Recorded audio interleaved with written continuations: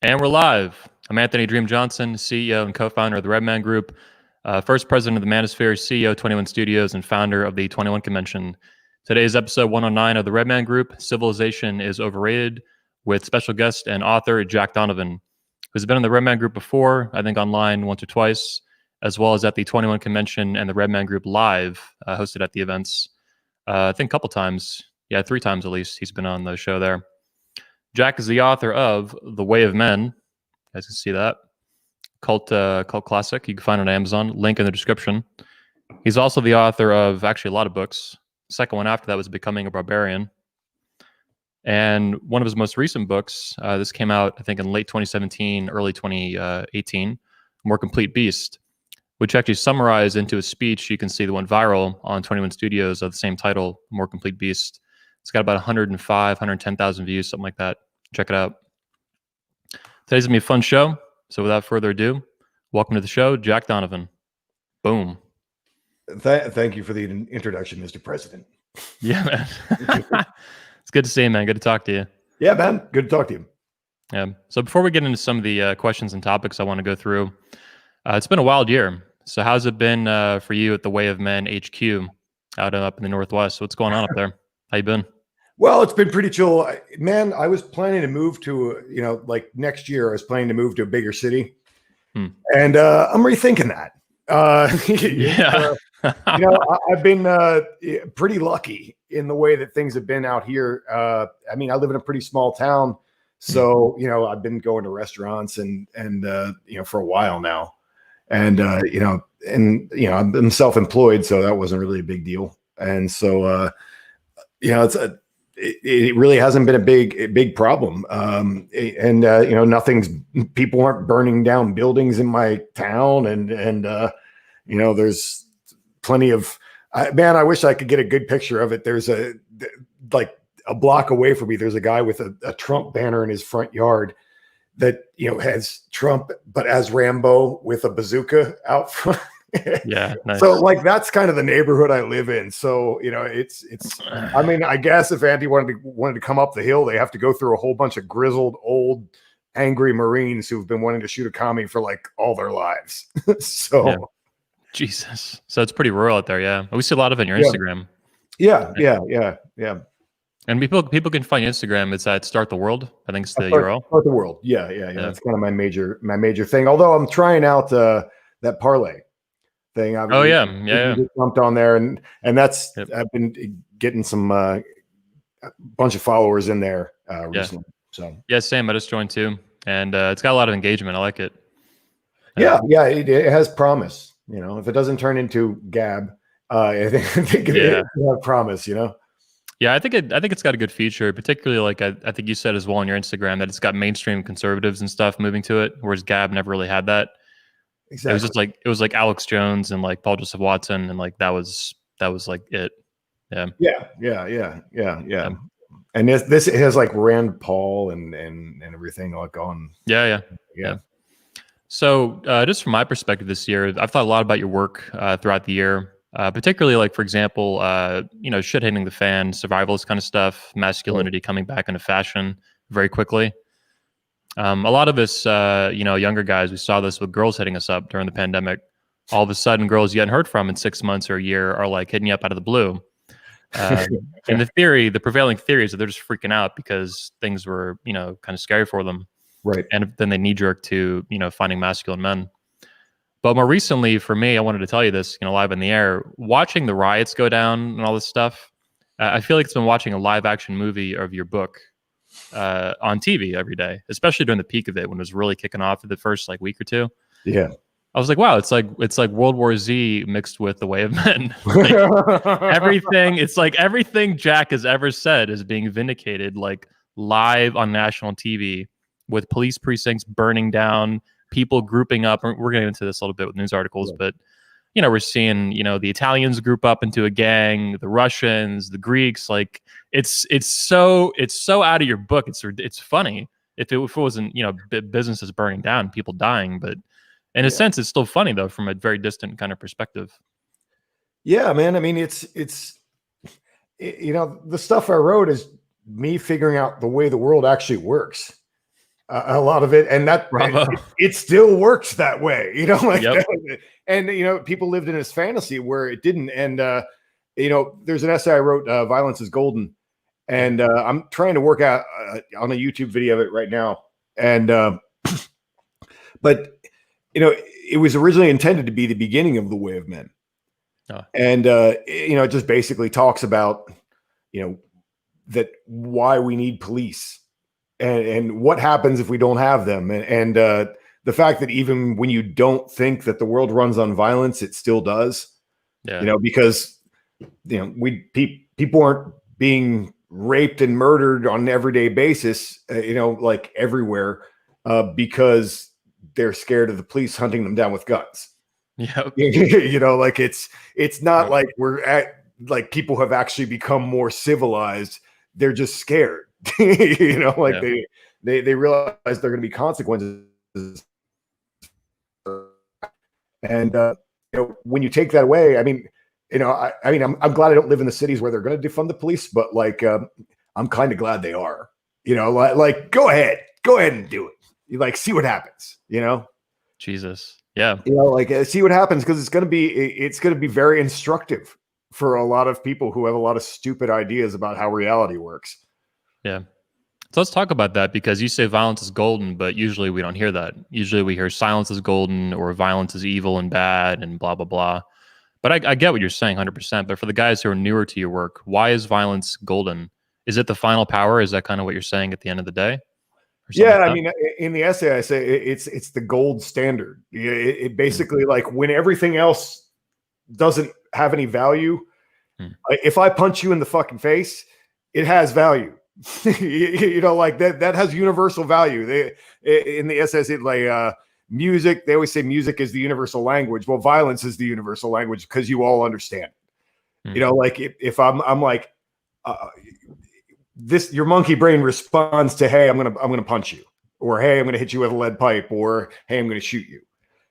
We all understand that, and it really just, you can't have order without it, because you know, the first dude, you know, you can all decide to be peaceful in a cute little circle, and you know, the first dude who is like, I bet I could take your stuff. You know, like that's, you need violence to stop that, because someone's going to do that.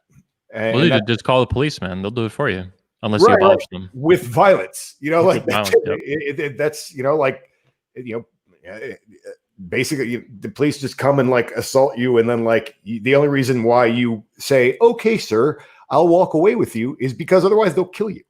Yep. Like that's violence, and that's the only reason laws work. Like, Well, it's also the basis of taxation today. Is it's collected under the threat of violence, which is people forget a lot about. Yeah, well, because you wouldn't pay it otherwise. Why would I give the government like like 20% of my income if they didn't make me? You know, like that's the only reason. You know, like, and all of it. You can't run a business. I mean, all the laws that protect businesses, all these things, like, it's all rooted in violence, and you know, it's just a nasty part of human reality that it's always going to be there. Yeah. Putting some, you know, here we go. Adding it, putting some picture or video to the to what you're saying here. This is actually a group of Italians defending their pizzeria. I don't know what city this is in. With shotguns. Awesome. I mean, it's pretty. And there's a lot of videos like this. It's not just the Italians, of course. Oh yeah. And but it's just. I mean, there's a whole group of people that come up to them trying to smash the store and all that crap. And yeah, they have to defend it with violence. They can't, you know, wherever the cops are, they're not there. And then, of course, this is also, you'd probably be familiar with the famous meme, the roof Koreans were the ones famous for the LA riots. Classic. Yeah. Classic roof. Yeah, the classics, exactly. Yeah. I mean, I believe that we're living through a new age of classics that are being created right now, obviously. But I mean, and that's something that I think that a lot of people have now had to realize, is that the police may not come. And the police may not even exist in some cities. It's gone. Like Which I think that'll be probably bullshit a little bit, and they're you know, do some things that don't really matter. But I mean, but you know, like in these riots, obviously the police can't do anything, because once you press play on that, like, it's gonna go down fast. So they had to not do anything. Yeah. And so they had to just let stuff happen because they're under orders to do that. And so there you are. If you don't know how to defend yourself, if you can't protect your property or whatever, it gets destroyed. Yeah. And there's nothing that you can do about it. And I think that's good because a lot of people are being forced to think about that reality. Yeah. They're being forced to face it in a very visceral way. Yeah, absolutely. I mean, so it could be really good for society, but it's just so hard to tell where things are going because they're moving so fast. Yeah. I wanted to get. You've talked about this in several of your books, I think, but it's easy. Well, I don't know how to put it exactly. You kind of you look at it from both angles. Like, are we doomed? Is this the fall of Rome? Is it all over? Or are things going to get a lot better? Are we maybe at the beginning of a better age rather than something dark? What I think in your book, basically, you keep it open to both possibilities, that we could be hitting like a new dark age, or we could be going somewhere very positive where a lot of the stuff gets worked out and we build a better future. Man, that's what I want. Everybody thinks I'm like this doomsday guy who lives off the grid and like hates the world and just wants to burn it down. And it's the exact opposite, man. I like my life. I'm doing cool stuff. I really don't want to live through a civil war, although that's kind of where it looks like it's going right now. Yeah. That's not good for anyone. If you actually understand anything, it's going to be bad. Yeah. And I don't want that. But, I also don't want to be a slave. So, it really is the founders of our country. It's coming back to a lot of principles that they had to deal with. Yeah, I wanted to ask you. You said violence. We're talking about violence is golden. How do you think the founders played that out in real life? Were they an example of violence is golden, using it for something very just and very noble, or is it fitting what you're saying here in terms of fighting off the British Empire and building a nation? Yeah, man. I really want to read a biography. I mean, there was this great series recently, and History Channel usually produces garbage, but there was this great series on George Washington. And I watched the whole thing. And it was really well done and really even-handed, and it talked about his life. And there's a guy who was raised to fight for the empire. He's raised to fight for Britain, and so he's part of the military class. And at a certain point, that's like, someone says no, and he had to change sides, really, and join a different thing. And I really think he's a really positive example of a lot of things that I'm talking about in my older work, but also in things that I'm working on now, in the sense that he's this servant of order, and the servant of order and freedom, and but isn't obsessed with power. And that's the difference between, I think, him and a lot of people who came after him, and a lot of people now. The dude wasn't obsessed with power; he just wanted to make things right. Yeah, he had the opportunity to be a king, basically, and there was a lot of push for that from certain people, but he turned it down. Exactly. Like he's a good dude. Yeah. We need to bring him back and quit tearing his statues down. Isn't it amazing that we're seeing statues of him and Thomas Jefferson torn down? It's like, holy shit, man. Yeah, that's the thing about the really far left, and the really far left and the really far right are both equal pains in the ass, but and they deserve each other, and we don't deserve the rest of them. But they want to tear things down because they hate ideals, and they hate anything that came before them, and they hate anything that's a kind of a gold standard, and but they can't replace it with anything. Yeah, I was going to ask, they don't replace anything. Is this related to your concept of the empire and nothing you talk a lot about? Yeah. I mean, which is weird because I really think the far left, they're just useful idiots right now for big corporations and so forth. They're not really, let me tell you, Oprah Winfrey and, Microsoft guy and whatever, they're not going to let a bunch of Trustafarians redistribute their wealth. Like that's not happening. Communism is not coming. Like that. Obviously, they're pushing that, and that's their ideology and whatever. But all these extremely, Jeff Bezos, they're not going to be like, oh, you know what, guys? Here's my trillions of dollars. Why don't you just share it? That's not happening. And so I don't know where they think they're going or what they think they're actually going to achieve. They're just destroying things. Let's actually move into this while you mentioned the far left and the far right. So before we went live, you mentioned that there was an article that came out, National Review, and you've requested they do a retraction. So the far right's people problem, and they're associating you with Antifa or something like that. So what's going on here? Yeah. Man, it's a rough day.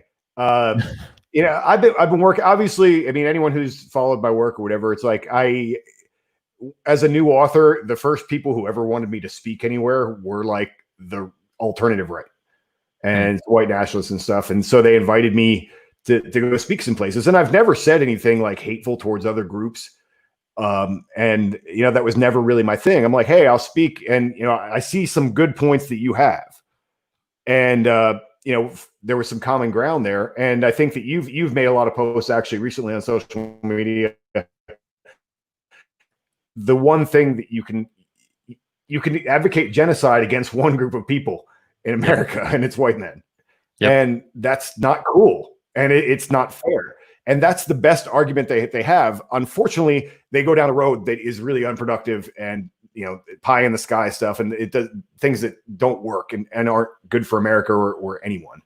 But, that is the one point that they have. And it just shows actually that, like these big social media companies, they don't actually want to stop hate, because I can tell you that all this stuff, this constant banning and saying that like you can kill white men and you can, and all that, that's created. These guys are probably having a boom right now. They're getting a lot of money and they're getting a lot of guys who are being drawn into something that's really stupid at the end of the day, but they're being drawn into the far right they're being pushed there kind of by the far left and by the social media and so forth, because they feel attacked. And you mean like white nationalist groups and stuff like that, like super far right stuff? Super far right. Yeah. I mean, which, like white nationalism, like that doesn't work in America. There's no way. How do you do that? That doesn't even make sense. But I get what you're saying, that it's, there's explicit calls to abolish whiteness, this white fragility, slander and defamation against white people. White people are literally under attack as a group of people in America right now and throughout the West. And it's explicit. Yeah. It's spray painted on walls. Kill whitey, abolish white people. Like, holy fuck. Yeah. And that's, I mean, to allow that, on these platforms, but like say that you can't say that about anybody else, it's unfair. And dudes see that and they react to it and they get mad and they get pushed in this direction that ultimately is unworkable. And so that I mean, obviously, so I've had a good amount of experience dealing with like white nationalists and the far right and whatever. I basically, I did some speaking and so forth and hung out with them, up until Charlottesville when they kind of went full white nationalist. And then I was like, yeah, no, I'm out. I don't want to deal with you guys anymore. You're stupid. You're making bad decisions. Yeah. If you're going to march with actual Nazis, then that's what you are. And I don't want any part of that. And so, I've been trying to clean up my name and get the hell away from that for like years. I mean, actually, that was one of the reasons why I started speaking at 21 convention. I'm like, oh, this is positive. This is just guys trying to help men be better. That's what I want to do. That's what I'm about. And so, I was really excited to get that opportunity to go and speak at 21 and start down like a more positive road. I mean, really, I was only dipped into that world for like 2 or 3 years, but man, does that follow you for a while. Anyway, so that article in the National Review, it's really embarrassing for them. And I think they might take it down. I mean, I would hope, because basically it's a book review, but it's a book review of a book where the chapter on me was written by a guy named Matthew N. Lyons, who, if you go to his website, has like, in his about page, it's like, it shows that he's been writing for many years and he's very proud of it for Antifa. Wow. I mean, so it's a book written by Antifa that the National Review, this conservative publication, just repeated all their talking points. Yeah, and so telephone game bullshit. Yeah, it's very embarrassing for them. And some of what I'm trying to get retracted, I mean, is like they say that I'm still in the Wolves of Inland, which is I haven't been for like a year and a half. And they put my name beside Richard Spencer. And, Richard Spencer actually texted me a few days ago. And I sent him he sent me a voicemail. Of course, I'm not going to call and talk to him. But I sent him a text. I'm like, hey, dude, we're not going to the same place. We can't really talk. Like, I don't want to be associated with what you're doing or where you're going. And, you know, because I knew him, obviously, you know, he invited me to speak and so forth. And so it's just really frustrating because I'm like mentioned right beside him as if we're buddies. Yeah. And then, you know, and it's just then, but that's unfortunately the media can create a reality that's not true. I mean, like, yeah, I mean, I'm just trying to do something good. And it's really, really frustrating. Yeah, Richard. Yeah, I hear you, man. Richard Spencer seems to be a tool of the crazy left to go after positive voices. You're an example of that, but also recently they're going after, I think Jack Murphy, you know, from the convention, and Mike Cernovich. Okay. And Jack Murphy apparently he almost beat the shit out of Richard Spencer. And this is a whole debacle they had in person up at an event that Mike Cernovich was putting on a while ago. Yeah, and they were tweeting about this publicly. This is a couple days ago. It's the same thing. Richard Spencer's like this you know, this hammer to beat people up with. Yeah, it's very sketchy. Very I mean, and you know, it's a shame because you know, like I've had drinks with the dude. Like he seems okay, and then unfortunately, he's just chosen this path. And okay, well, I can't go with you where you're going, but he's chosen this path, and he's protected. You know, I mean, he's a guy who's always going to have money. I mean, I think you remember him saying that to me, like, I'll never run out of money. You know, like, because you know his family's rich, and so trust him, baby. Okay, yeah, and a lot of that, and the same thing is on the far left. Obviously, you have a lot of these people who are Antifa, who are like, you know, the classic fucking put down is sorry, I'm killing your YouTube stuff with F words, but the classic thing is Trustafarians. Okay. You know, like they were, you know, all the people on the left are Trustafarians, you know, like they know that if they're done getting mad at daddy, that they can go back and get their BMW back and whatever, and they're fine. Yep. And but they're going to beg for change on the street. And I remember like living in San Francisco, you'd see that all the time. It's like, oh, these kids are not poor. You know, like, and the same thing, you know, a lot of the figures, I mean, on the far right, the very far right, obviously white nationalists and stuff. I mean, they're, you know, they have money, they come from money. And so they can say whatever they want and do whatever they want. So they're free in that way. But, you know, they have no consequences. I mean, I have to think about consequences of my actions, you know, and so forth. And because I'm basically working class. And, you know, but he can just do whatever. So he gets to play and have fun being this like radical figure in history. And that's cool for him, you know, but it's, you know, unfortunately what I see and what really makes me angry is that these guys take a lot of people with them, and a lot of good dudes who, you know, went down the wrong internet rabbit hole, and their lives get ruined. And it's sad because they could have been good guys and whatever. I mean, and I've talked to a lot of dudes who, you know, they see this stuff and you know, they see white men kneeling in the streets and they get angry. They're like, I don't want to kneel. I'm not going to kneel. Like good dudes. They're like, that's not what I'm about. And I talked to him. I'm like, yeah, but dude, that there's no way out of that. Like you don't go down that path. You know, like if you want to be a good white person, just, you know, have white kids and raise them well and have a job and do good. You know, there's no war that's coming where the Nazis or the white nationalists rise up and take over America. That's not legitimate. Yeah, it's a cartoonish take on white people in America. You see it even in movies and stuff. Like I saw it in the Purge series. Have you ever seen that? The movie series? I'm aware of it. I haven't seen them, but yeah. Oh, it's exactly. I mean, it's absurd. It's like there's this new political party that gets formed, the new founding fathers or some shit. Yeah. And there's literally like KKK people in trucks with like torches driving down the road, shooting up black churches and shit. I mean, it's absurd. And that's a far left fantasy. I mean, you know, like that's one of the things I've dealt with. You know, the SPLC is just a terrible organization. And their hate group, yeah.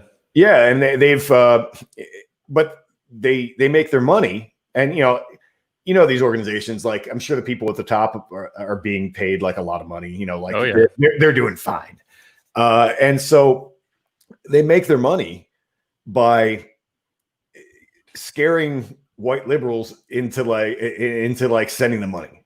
You know, like there are new hate groups on the rise. And that's what they say every year. You know, like they've been saying that every year for forever. And this year it's probably true.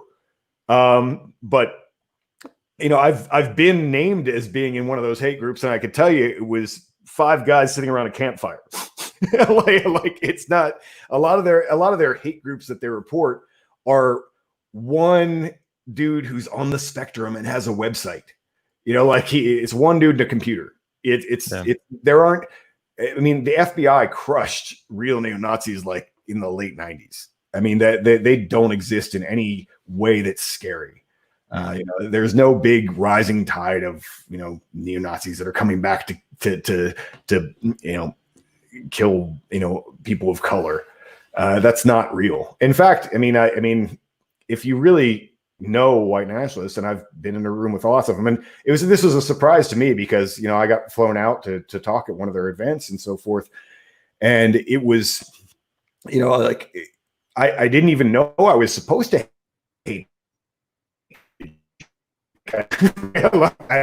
But that's what they're really about. They don't really hate black people that much. They're just kind of like, oh, they're kind of, you know, bad and they create crime. And but when they talk about, you know, they can't stop talking about Jews. That's their major thing. Oh yeah, no, that is their major thing. And Wow. Once they go down that rabbit hole, then they can attribute every problem in the world. And they're like, well, it's the Jews. Well, it's the Jews. Yeah. Well, and that's what they do. And wow, that's a super unproductive way to look at problems. Like, oh, everything in the world is, and yeah, I wrote about this a little bit in A More Complete Beast. I mean, not that specifically, but they take on a victim mindset. Yeah, exactly. They take on a victim mindset where, you know, like they're oppressed minority, that the Jews are out to get them. And so they just kind of become victims, and they lose a sense of agency, and it's just really an unhealthy way to think and to live. And it's not true. I mean, like, you know, if you look at all these, the people who are, you know, messing with things right now, it's like Bill Gates. You know, he's not a Jew. You know, like all these other, they're not running everything, and they're not like the people really behind everything. But that's what they believe. And yeah, it's just not true. Yeah, victim culture seems to be the real pandemic for the past 10 years or so, and it keeps growing and growing. It's everywhere, you know? That's what I see with all this BLM stuff and Antifa and all this crap. I mean, Antifa is particularly toxic, but yeah, it's all this victim culture, no responsibility, no agency, don't fix my shit, blame everyone else, you know, whatever. I mean, the Jew thing, you see it on YouTube a lot. It's all over YouTube, these comments, these little, just random accounts, no face, no name, you know, no, it's not a real account, it's like a little bot. Or not, it's like a puppet. Yeah, you know what's amazing is how courageous the white man is behind his anonymous profile. You know, I get these guys all the time. I had somebody impersonate me on Instagram yesterday. Like, oh wow, yeah, it was a rough day yesterday. Man, you got impersonators on Instagram. Yeah. Well, I guess that's. I mean, you know, yeah, an account impersonator. It's just, you know, like an alt-right troll, and they're all like anonymous guys who hide in the shadows because, you know, they probably work at Best Buy and they're going to lose their job if anyone knows what they do. Yep. But or, you know, they did work at Best Buy when it was open, and you know, they're never going to create anything, and you know, they're just sad little dudes. But yeah, I mean, it's all yeah, it's definitely for them. It's all about the Jews, and it's unfortunate, you know, and because that's not a position of strength and that's, you know, like, you know, I think as men, we need to take agency and take ownership of our situation, no matter what it is. And not just, we can be mad. Obviously the founders were like, hey, you know, the king, not cool. You know, we're being oppressed. I mean, sometimes that's real, but you know, what are you going to do about it? And if you're not going to do anything, if that's your whole mindset and you just focused on that for your whole life, man, that's not a great life. Yep. Yeah, much better to be creative and stay solar, you know? I hear it's a good thing. Exactly. I'm trying to stay solar. Yeah. The sun, the neon light behind you is doing a pretty good job of that. So yeah. It helps. Let's talk about staying solar though. So this is a whole concept that you've been promoting for a while now. It's been your shtick for at least a few months. I love it. It's been picked up by a lot of guys in the manosphere that follow you. I say it sometimes, you know, even when your speech came out, get ready to get solar. Yeah. Guys like Tanner, Goldman, everyone likes it a lot with good reason. Yeah. It's really positive. And as I said, I've been trying to push people in a positive direction and talk about creating, being the center, being the warm center of the people around you, and being this positive force of order and light. I mean, I think that's what men. I think their primary thing is that men care about order, and I think that I was on Parlay the other day, and that's one of these big things that I'm pushing right now is that don't be confused about this race thing or the other thing. If men are going to have any kind of pushback, it has to be in the service of order, and it has to be in the service of excellence. And excellence is really kind of the opposite of victim culture. This culture where you're valued by how much you've been hurt and oppressed and like by how badly you're losing is antithetical to the idea of trying to be the best that you can be. And I think that men have traditionally loved the idea of excellence, and that's one of the things I say. Like, that's one of the reasons why the white nationalists and so forth are never going to be anything, because guys in the military and all the really high performing dudes in the world, elite athletes, like special forces guys, all these guys, they care about excellence. They want to surround themselves with the best men all the time, and that's what they're about. And I think that that's what we should all be about. Yeah. But I mean, I guess rolling it back to stay solar. I mean, I think that there's also a lot of value in staying on your path. I think the sun is a really good imagery because it's very constant in what it does, and it's going to do. One friend of mine who's actually kind of an operator dude. This is his quote was that like sometimes the sun's going to blind you. Like it's going to do what it's going to do, whether you like it or not. And so I think it's important to stay on your path and not be, especially in this day and age with all the social media and so forth. It's easy to be pulled off path by every little thing. And I think it's important to remember who you are and what you're about and stay there. And keep going in the direction that you're going and not let every little thing pull you in this way and that way and whatever. And that's a constant struggle I think we all have to deal with, especially with all this input. I mean, I just wanted to sit down and write a book this year and like the life happened, like this whole area, it's like, I don't like to even comment on current events, but I felt like I was called to, like I had to at a certain point, like, cause I saw some stuff that I wasn't seeing people talk about. I felt the exact same way, man. Before this year, I almost never commented on race stuff in America. Like extremely rare. It'd be once a year, maybe. And usually just to rile people up and kind of troll people and fuck with them. I really enjoyed that. Yeah. That's your jam. I know. Yeah. But now it's not a joke anymore. Like, it's, I feel like racism was dying off in America, real hatred and prejudice against other people. And now it's been a huge uptick. And it's just Orwellian crap. We're told that BLM is anti-racist and anti-racism is this new religion. It's all garbage. It's Antifa. They're all fucking racist, man. It's crazy. And they're sowing hatred between people, and it's fucked up. It's disgusting. Yeah, I do. I agree as well. I do think that it was on the downslide. Racism was like going away, because I really think that it's 20th century discussion. I think that the power that what the far right is pulling from these ideas that were really like like late 19th century ideas, and then became obviously World War II, and that reached their kind of zenith in World War II, and they're pulling from these ideas that are old, and like the elites that these guys worship, like these guys all worship, their ancestors and these ancient kings and all this stuff, and those people, their bloodlines have all moved on. Like they care about wealth now. They don't care about race or their people or whatever. And so it becomes kind of it's a pleb thing, like to focus on that. And I think that, I think the world, just because of the way it operates, because of, global trade and so forth, people were interested in different things. And I don't think race really matters. Like I said, we care about excellence now. Like the best people care about excellence, and that's what we should be focused on. And, I think that the people who, the left wants to LARP, the left and the far left and the far right really they're LARPing like the early 20th century. Like they want to do commies versus Nazis, and it's like cowboys and Indians, like they want to do this thing that's it's inconsequential. Like communism isn't coming, Nazis aren't coming. Like these are not real problems. The real problems are, billionaires moving, like making stuff happen that's bigger than any of us. Yeah. And, like the surveillance state and, like real threats to liberty that just happened. Other ones would be like one world government, one world currency, collapsing economies, things like that. Yeah. I mean, the real problems are not like black versus white or whatever. That's not the issue. It's definitely, I mean, we just saw how the freedoms that we took for granted were just taken away from us.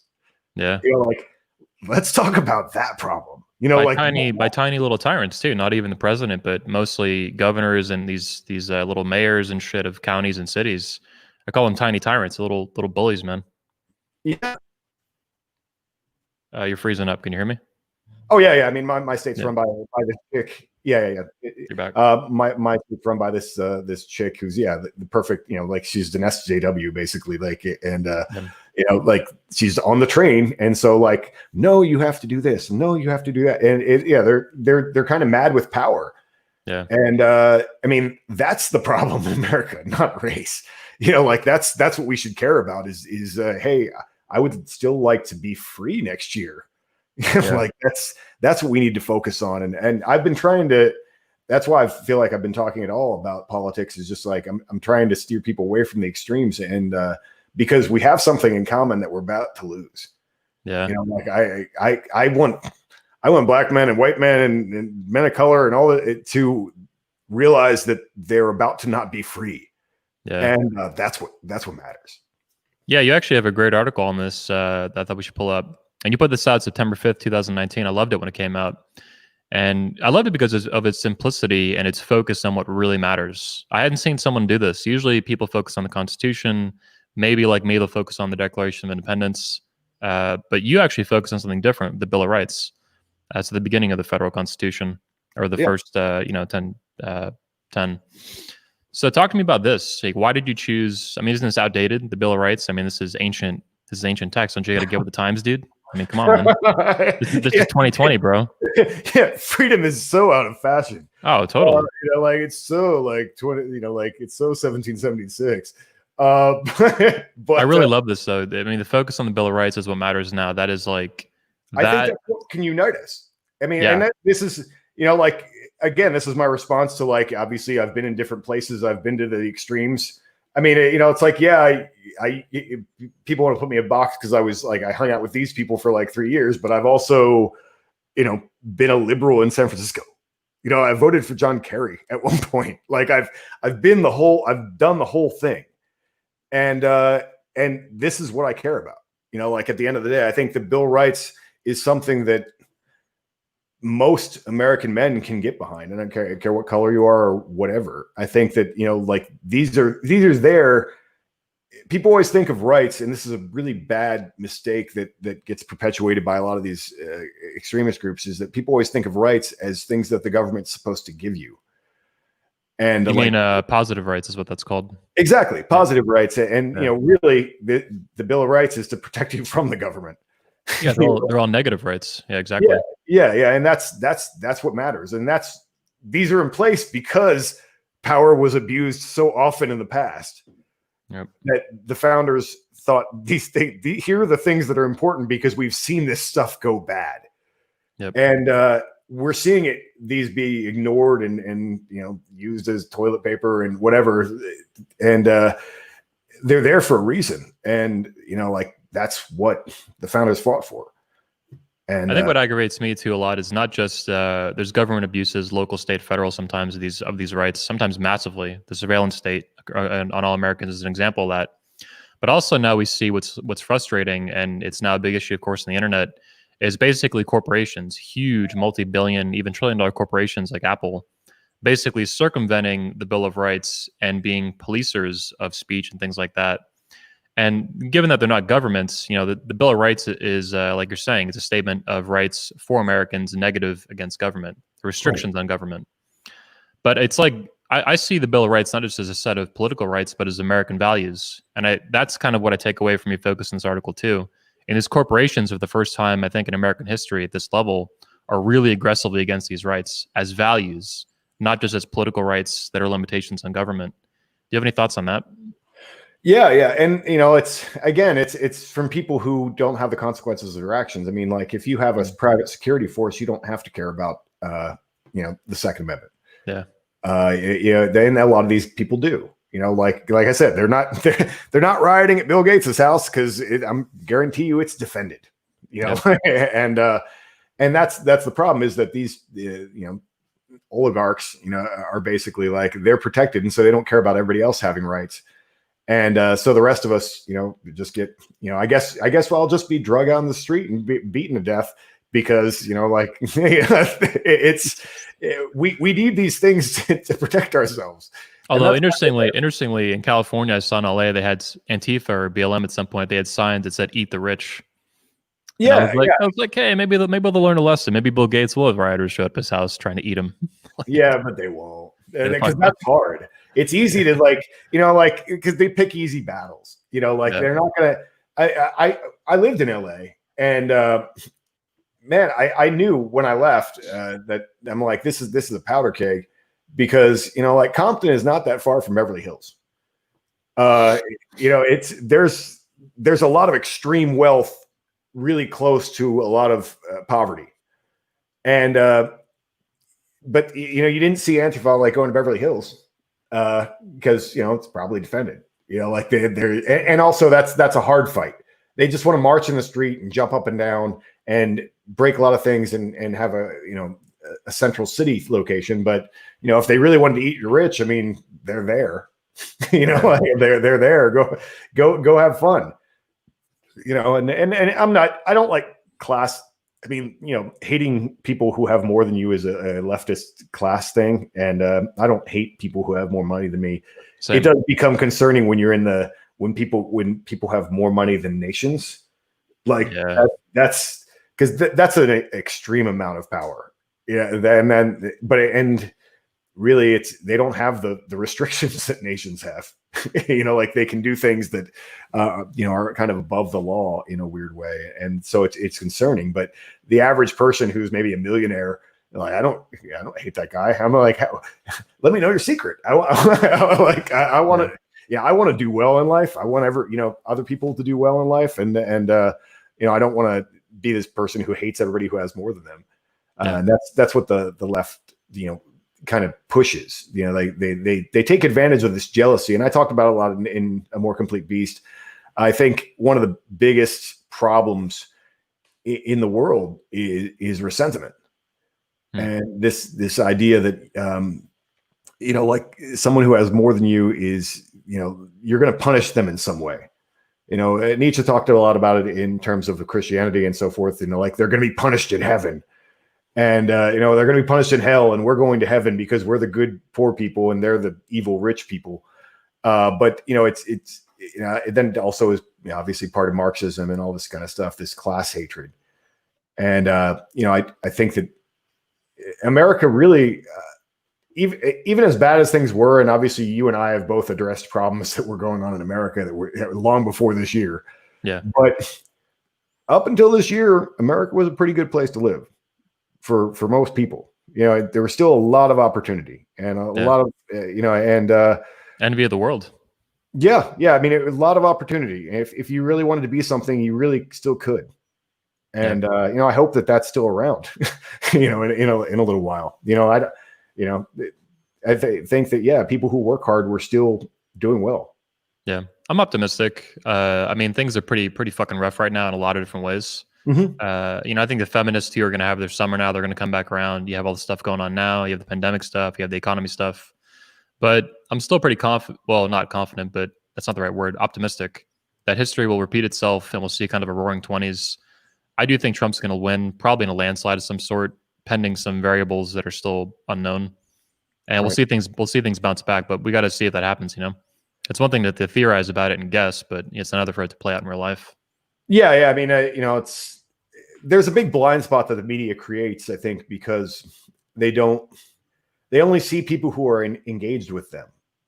And that's what they mistook with the Trump election last time. Is like they only see their world and they only see the people who are engaged with them. I'm like, do you know how many dudes don't have social media profiles? Who are just sitting back and watching and shaking their heads like, no. And I mean, I know a lot of guys like that who just are not active on social media. They're not out there, but they're sitting there and they're watching. Well, they call this the Twitter echo chamber too. Is even more specific form of it. These Twitter's filled with leftists, hard left, crazy left, whatever, and it's just they think they're the majority because they're just in this little echo chamber of Twitter, just retweeting each other in this giant circle jerk that just goes to infinity. Yeah. So. Yeah, it's and that's you see that in different places. I mean, obviously, like I live near Portland, and Portland is like it's just assumed that you're a progressive. It's if not far left, you're at least a progressive, and you could sit. People will talk to you. They won't. Possibility that you're not. And the idea, like Nazis to them, like they can't even imagine that you would, and that you would have not heard the gospel and not understand, like that, the NPR reality that they live in, and that's, it's so, that's a very local echo chamber, and it's really difficult to watch in the sense that, like, how long will that last? In Portland, one of the best things about Portland was the restaurant scene. Like there was a lot of really high end, top of the world kind of food that you could get, done by chefs with tattoos who didn't really charge that much. Like it was really, they had a really good restaurant scene, and most of the restaurants in Portland will never open again. Wow. And as a result of the policies of the far left governor.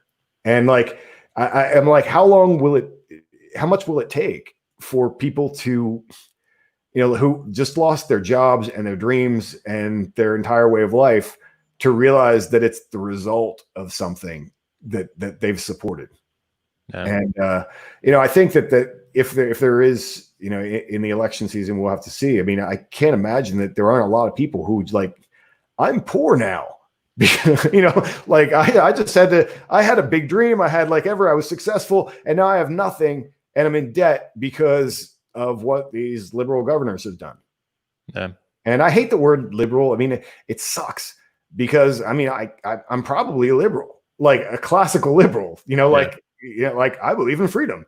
Like there's nothing in what they're pushing that is about liberty. Yeah. And that's unfortunate, that they get to use that word. And like it's perpetuated by conservatives. We call them liberals as a slam, and that's just how it works out. But I mean, for years I was calling them police state progressives, and man, it has never been more true. Yep. Except for when they're against the police and somehow think they're going to enforce all their policies without the police, which I don't know how that works. But they live in a kind of female fantasy zone. So, yeah, that's a really good way to put it. They do want a police state. They want a police state and then abolish the police. It's this weird, but in a way, it's fitting because everything they do is hypocritical and contradictory. So, what else would they do? That's exactly, I think, I think you've really articulated what they want. No police and a police state. Yeah. It's like I said, baby talk. I mean, you live in the grown-up world with the rest of us. Do you understand anything about how life works? They don't, Yeah. I saw a BLM leader on Black Lives Matter leader on TV just a day or two ago. It was recent. It was a big thing on Twitter yesterday, blown up. Because the anchor, this woman, was trying to question him if what he was saying was literal or figurative or whatever.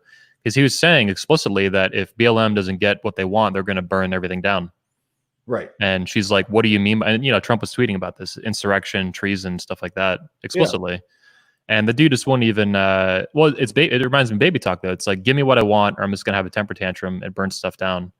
In this case, he mentioned everything. So, yeah. And man, again, like not understanding the tactical reality of that is bad. is real bad, because once that starts, it's not going to stop. Like in our lifetimes, probably. Like it's all the dudes who know how to take out a large amount of people. There are a lot of them. Like there are a lot of guys who are not going down. They're not going to let people burn their neighborhoods down. They're angry right now too, man. I've seen them talking. I've talked to some of them, hit me, DM me and stuff on social media and stuff like that. These guys are war veterans, combat veterans, and they're fucking pissed, man, at the way shit's going down. Like really, really angry, and they're not public about it. They're just in private discussing it. Because they're smart. That's the thing. Like they're not. I mean, I'm a public figure, and you're a public figure, and this is how we make our living. This is what we do. Yeah. But that's not what they do, and so they're not going to expose themselves to risk in that way. Yeah, because they're smart tactically, and they're going to sit there but I mean, the capability of what these guys can do, is pretty staggering. And I know. Okay, you can march at them with like signs, signs and torches if you want. They can take you all out. And there's so many of those guys. I mean, America's been at war or whatever overseas for a long time.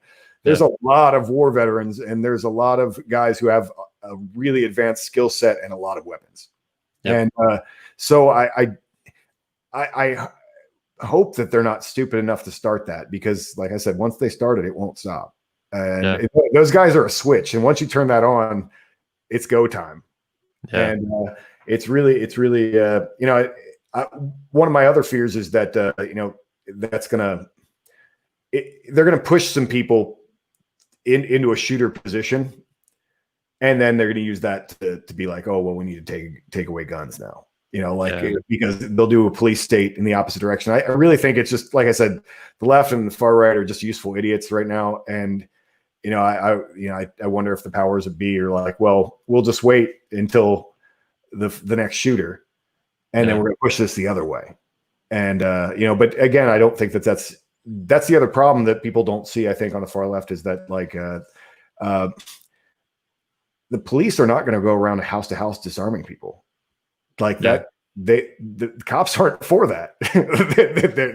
They won't support that, and they won't do it. Most cops like people owning guns. I've talked to deputies and cops in person that I don't even really know, just talking to them for whatever reason. They love guns. They want you to own. They always recommend like a shotgun or something. I own a couple guns. But there's even cops on TV now. There's the sheriff in Polk County, Florida, was famous for it a few weeks ago. That's about an hour from me, not even. Mm-hmm. And he was saying, I encourage, he had this real accent, redneck accent. He's like, I encourage them, my citizens here, to own guns. They love guns. I encourage them to blow you out of the house. Yeah. It was beautiful. It was poetry. Southern poetry.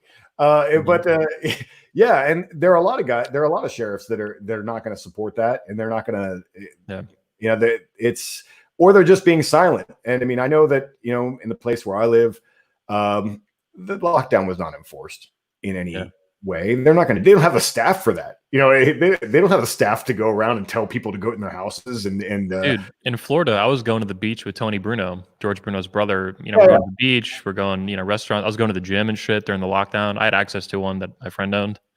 So there was, during Orlando, there was traffic throughout the supposed to stay at home. It's bullshit. Everyone was out doing whatever they wanted, pretty much. Yeah. I mean, like here, there was a patch where people were legitimately. I mean, I was concerned. I didn't know what was going on. Like I had one of my special forces buddies was pretty hard on this is real, and so I just followed his lead, and I was doing all the disinfecting everything and whatever. And then you watch the numbers and you realize it wasn't real. And, it's not what they said it was. And I think a lot of people did that, because I just remember, like, I wrote a post about it on Instagram. Like, if there was this weekend where it was very clear that no one gave a shit anymore. I could see it. Like, I go to the supermarket, and all of a sudden the parking lot's full, and people were outside their cars doing whatever they want to. People were having picnics and barbecues, and like they just stopped caring. And they're like, we're not doing this anymore. And I was the same way at the beginning. The first week or two, it's like, holy shit's popping off. Toilet paper's gone, food's gone, water's gone. Yeah, I was already stocked up for hurricane stuff, so it's pretty solid on that front. But like you though, you don't really know. I'm not a fucking virologist. I'm not a biologist. I don't study viruses that in depth. I didn't really know. Yeah, I think I already had it though. I think I had it in February. There's interviews on my channel with Coach Corey Wayne, a big YouTuber I interviewed at the time. And you see me coughing just like crazy for like 10 days. Because he interviewed me like 3 times, and then I interviewed him. And all the interviews, I was like, yeah. It wasn't that bad though. I just thought it was like, dude, I thought it was like strep throat or the flu or something. I was like, okay, just fuck this stupid thing. Yeah, a lot of people got it, and like I said, they don't even really know what the timeline is. There've been a lot of confusion about that. I mean, my sister had it. I mean, her and her husband, because her husband actually works at a company where he was actually in Wuhan, at the end of last year. So like he came back, and they both got really sick for a couple days. Yeah. And then, so she's been pissed about it the entire time because she's like, I already had it. This is bullshit, you know? But I mean, so I think a lot of people have had it, and you just don't know. It's a real shame that they didn't protect more old people. Yeah. Like they should have protected old people instead of destroying all of our freedoms, because that's really where the risk is, and that's unfortunate that, a lot of old people probably died because they made a lot of bad decisions. And I think a lot of this Black Lives Matter and all this stuff is just really, well, let's focus on this so everybody forgets about, because, they're never going to take responsibility for what they did, and that's the real shame. I mean, I would love to see one governor come up forward like, you know what, I was wrong. Like I did the best I could with the information I had. It didn't work out the way we thought it would. I overshot it, but no one's ever going to take responsibility for anything. And so that's a really unfortunate thing about our political system.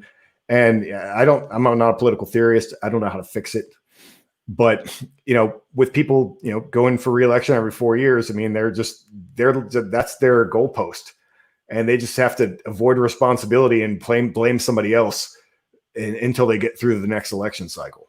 And that's what everybody I think is focused on doing right now. And I bet they're real glad that America is, having a mini race war, because I really think, I mean, I could feel it. And I really think that there was about to be widespread civil disobedience in a lot of ways when people got tired of the lockdown. Yeah. And, I think that the government, they magically redirected the anger of the populace at these race issues that didn't need to be there, and instead of at the governors and things like that.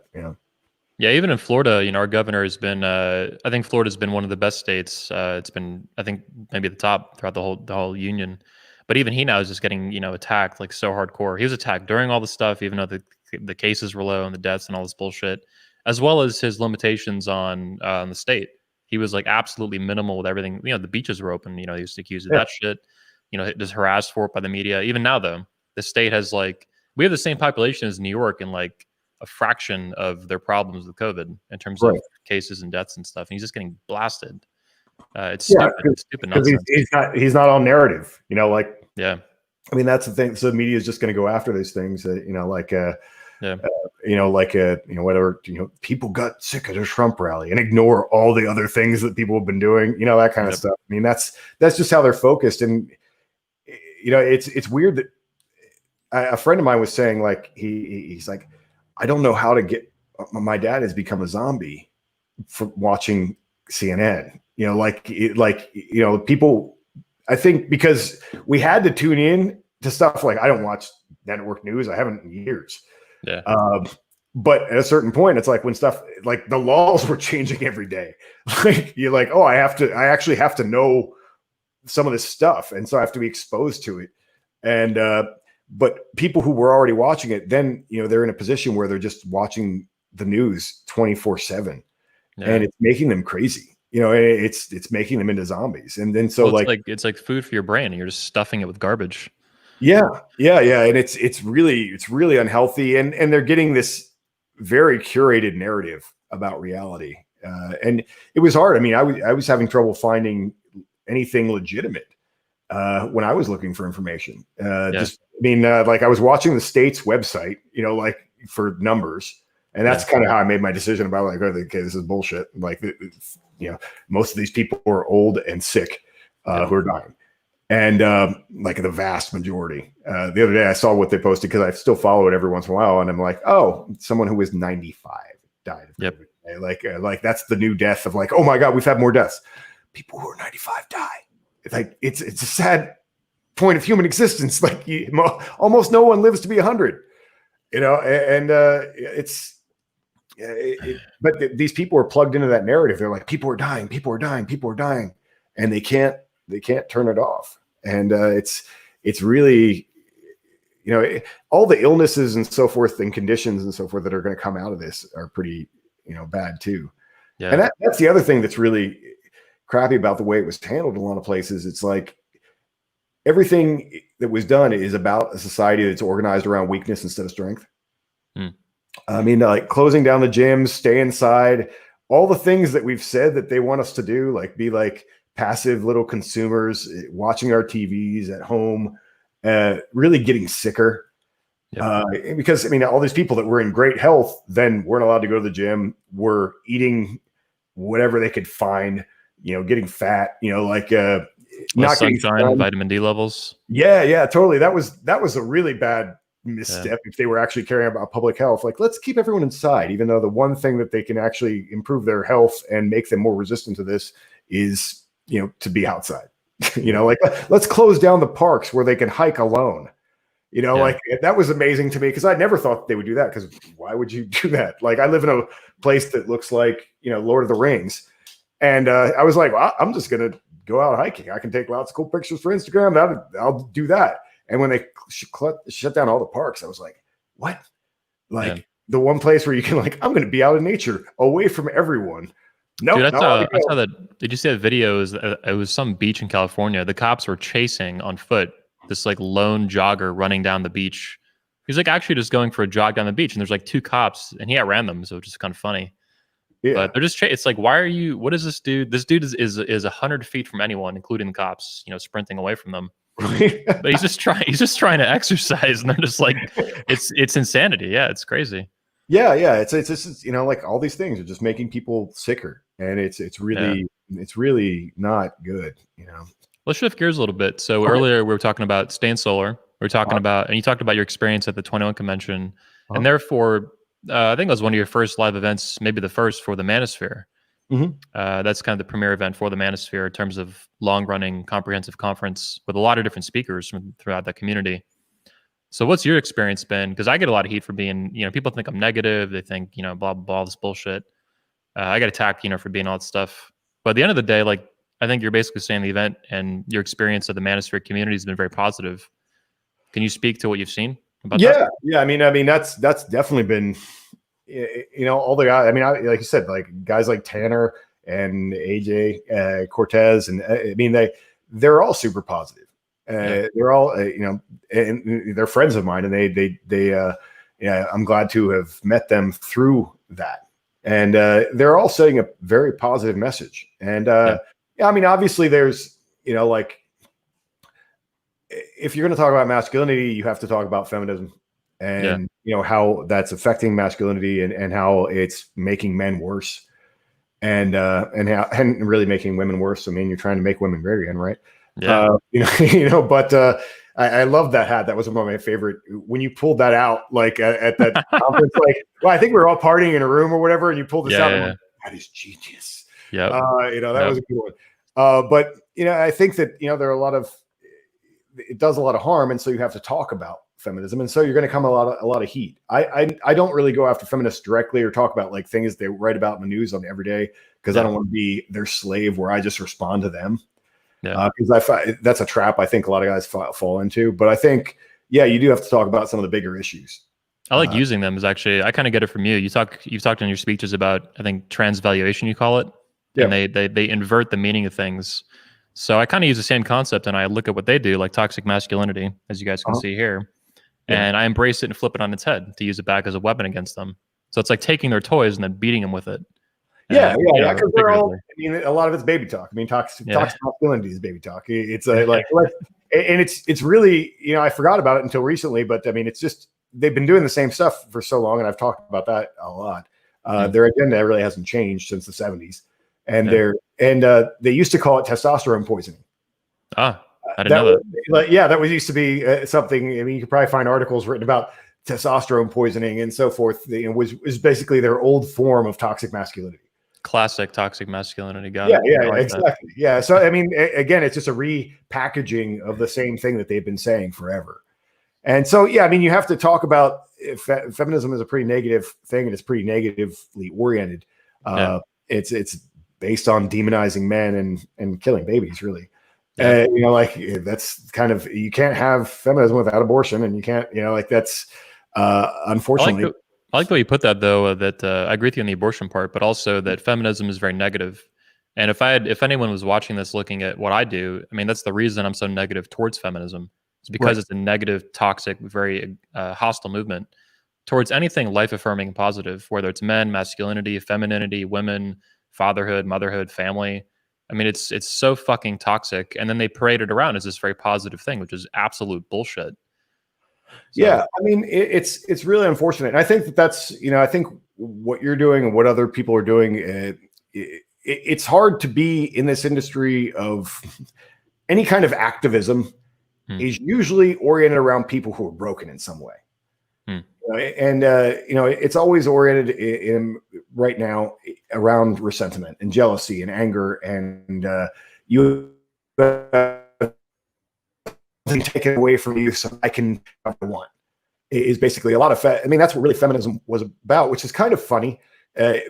Basically, like they had to go after men and break up anything that men had so that they can have power. And, you know, like whether it's destroying all the men's organizations that have always existed, you know, like integrating them, they had to go wherever men are and break them up. It kind of just speaks to like how they, like on a level playing field, men won, you know, like men were winning, you know, and so they have to like really handicap men so that they can be powerful. Yeah. And that's really sad. And instead, one point I like to make is that, you know, women are not responsible for feminism, you know, in the way, you know, like I'm not responsible for what the government does, you know, like, and unfortunately, like a lot of women take attacks on feminism as attacks on them. And there are plenty of decent women in the world who they just were born into this world, just like the rest of us. And they're just trying to make the best of their lives. I think feminism's done a really good job at using that cover. Anything, you know, criticizing against feminism, oh, you hate women. I mean, it's this knee-jerk. It's very effective, I think is why they did it. It's Orwellian. Yeah. No, I hate feminism, feminists who are terrible human beings. You know, like that's, you know, I don't hate women. I mean, why? It's like, obviously men and women are different. And, you know, like I said, I want to die on the hill of race. But, you know, like men and women are different. I'm not going to stop saying that because it's true. And, I think that's really important for people to just understand that in the way that they understand that violence is golden. There are certain basic realities of being a human, and men and women are different. They have a whole different life experience. Yes. And so you have to talk about men and women being different and what their natures are and what the differences are. I really like the way you put that. You mentioned what you just said, that that it colors your life experience. You said the same thing in your speech, Manly Idealism, at the convention most recently from 2019. And I agree with you 100%. I've just from a philosophical point of view with objectivism and Ayn Rand, I came to this conclusion probably 10 years ago that being a man is going to, like you said, color your whole experience of human life from day one all the way to the day you die. You know, when you're a child, adolescence, puberty, you know, in your 20s and 30s, and as you enter into adulthood, parenting obviously is, you know, different. Yeah, it's a good way to put it. Yeah, no, I mean, it came from me having to talk about gender in my earliest books and so forth, and it's, I mean, it's a full life experience.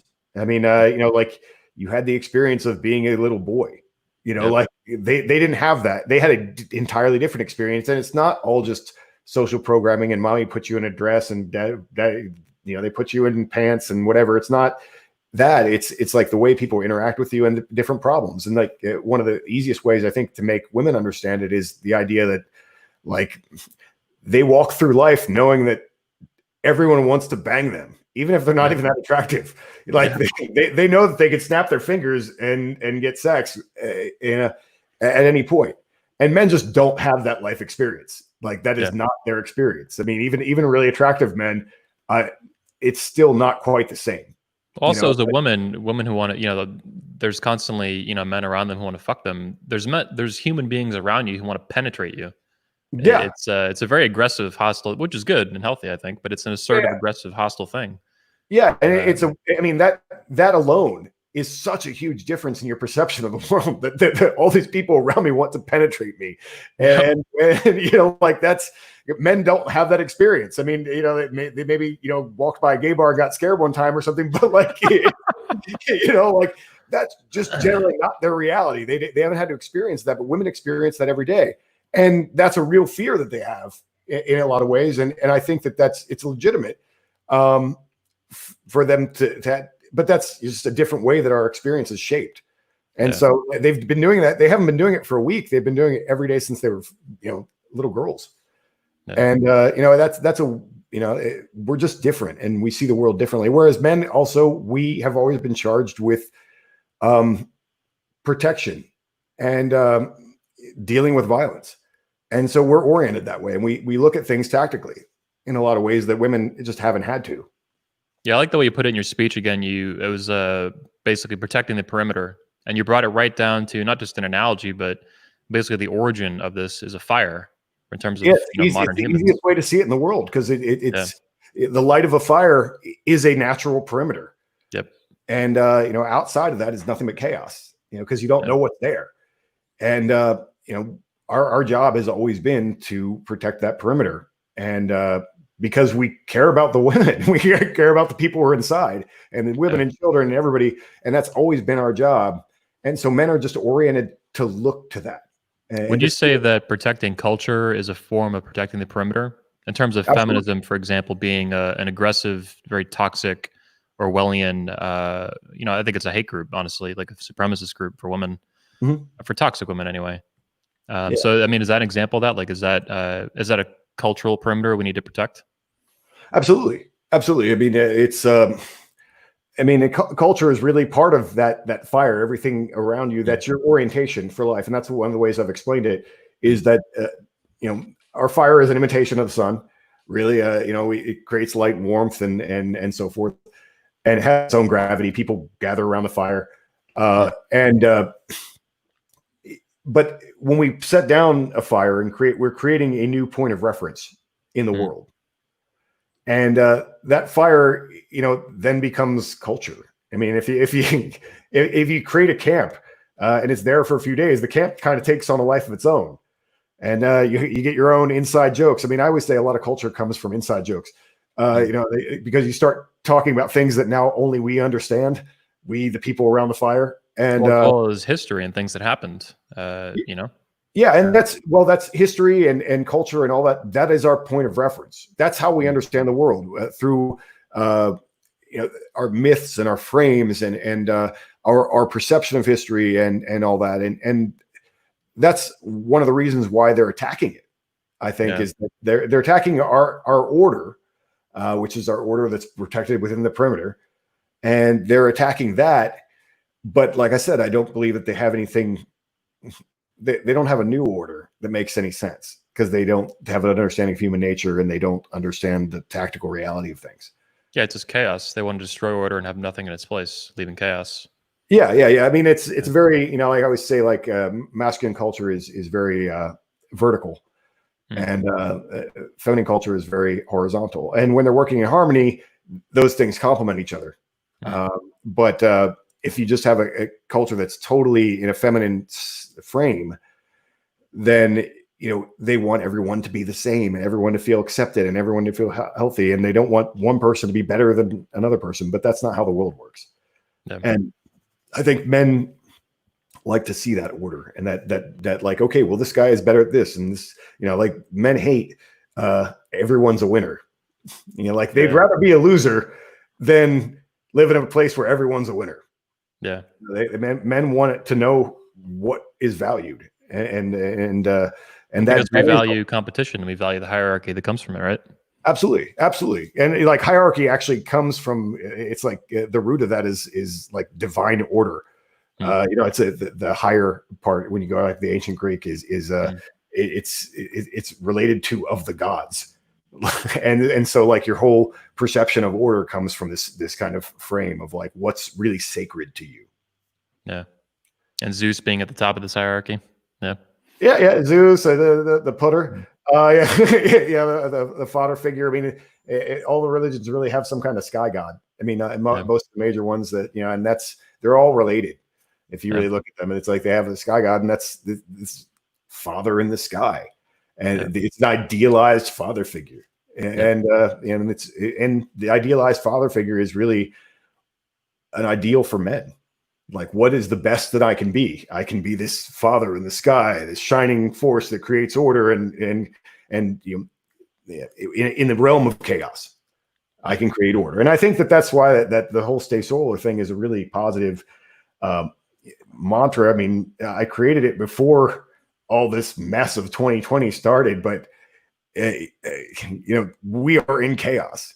We are surrounded by chaos, and I think that is the struggle is to stay solar, to stay on your path, and to not get sucked into it all, and to try to be a force of light and order and truth. Yeah, and structure. Yeah. You mentioned Make Women Great Again a few minutes ago. One of the ways I've been looking at your work for a couple of years now, obviously since you spoke at the convention in 2017. And one of the things I've thought about it a lot, and let me know your thoughts on it, is that Make Women Great Again as a push from men, this mansplaining event of the century and all that, right? I think it's very natural for men to want to protect the women when they see themselves, when we see them pushing each other off a cliff, say near the fire, in your analogy of it.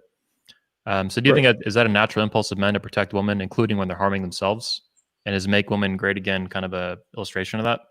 Yeah. I mean, I think that, men have a natural drive to protect women. And I don't think women see that a lot of times, especially when they've been influenced by feminism and so forth. I mean, a lot of the good men, even they see feminism and they see all this anger and whatever, and their impulse is still to protect them.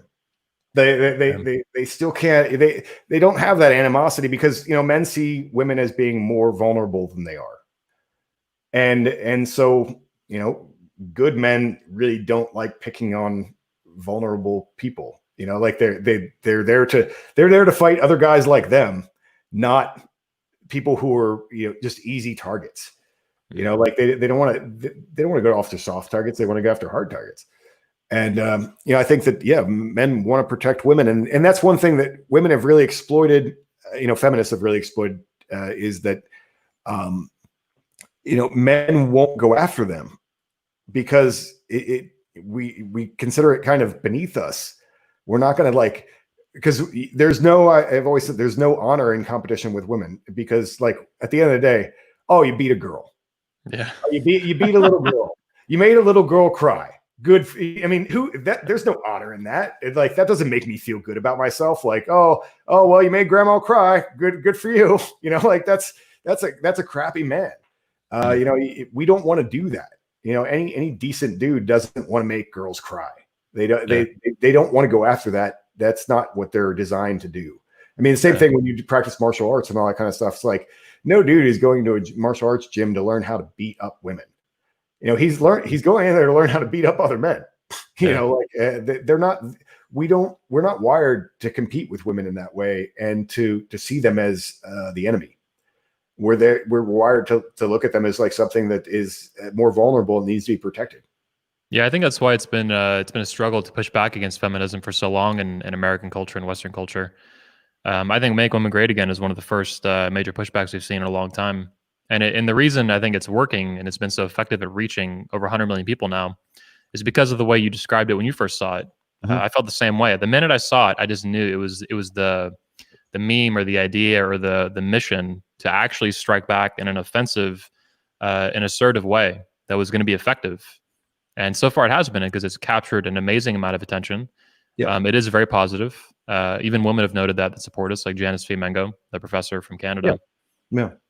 So it's a good, we need weapons that are effective. And I think, MWAGA is one of the first ones to come out of it. Yeah, well, because you want to have a positive message. There's so many, all these activist organizations and so forth are, again, motivated by resentment and this negative message and what we need to tear down. And, you have to go for a place of creation, a place of positivity. And because that's really, I mean, I don't want to fight against something. I want to fight for something. Yeah. And so, yeah, I mean, because women have, like feminism has created a really bad situation for a lot of women. And it's not good for them. It's not good for men. It's like feminism may be responsible for like a female executive doing well. It's also responsible for Tinder. That all this kind of hookup culture and all these things that are like where women are kind of treated poorly. And it creates a bad reality for them. And I think a lot of women are seeing that, especially now that they're also seeing that they're more vulnerable to violence and so forth. Yeah. But yeah, I mean, it leaves them lonely old cat ladies. It's broken hearts, broken dreams. They have no babies. They're barren wombs. And then it's like Stefan Molyneux says, what are they going to do from 40 to 80 when they have no kids? And it's like, good luck. Be activists in social justice organizations, apparently. But I mean, because they have to find a purpose. I mean, and I've talked about that. I did a podcast actually with Richard Gannon recently. Oh yeah, touched on it about like, well, if you don't have kids, even as a man, like, how do you find purpose? Like from 40 to 80, like that's a tricky thing. And like I said, a lot of them get sucked into activist causes or whatever because they're looking for some sense of purpose. Because unfortunately, nature's not fair, and their value goes down. Like after as sexual objects, their value goes down pretty rapidly. And again, life's not fair. I mean, if I could change it, I'd be like, oh, maybe I'd say, hey, men and women are going to think each other are hot for like the same amount of time, whatever. But that's just not how it works. Mm-hmm. And so it creates a situation, where they're on top of the world for like 10 years. Yep. And then and can do whatever they want and bat their eyelashes and get whatever they want from a lot of guys.